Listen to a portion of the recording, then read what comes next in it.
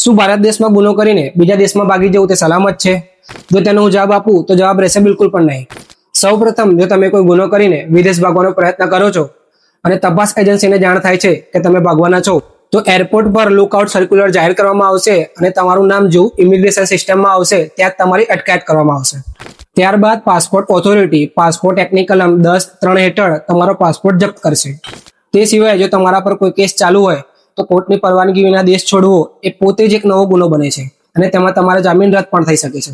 હવે જો તમે કોઈ પણ રીતે વિદેશમાં પહોંચી જાઓ છો તો ભારત સરકાર CBI મારફતે ઇન્ટરપોલ પાસેથી રેડ કોર્નર નોટિસ જાહેર કરાવે છે.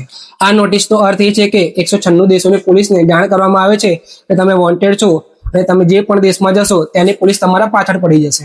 તે સિવાય ભારત પાસે પ્રત્યર્પણ અધિનિયમ 1962નો કાયદો છે અને આ કાયદા હેઠળ ભારતની જે પણ દેશ સાથે પ્રત્યર્પણ સંધિ છે તે દેશમાંથી આરોપીને કાયદેસર રીતે પાછા લાવવાની વિનંતી કરવામાં આવે છે. જેમાં સંધિ એટલે કે એક દ્વિપક્ષીય કરાર જે બંને દેશ માટે બંધન કરતા છે. તેમજ જો કોઈ દેશ સાથે સંધિ ન હોય તો પણ આરોપીને ભારત પરત લાવી શકાય છે.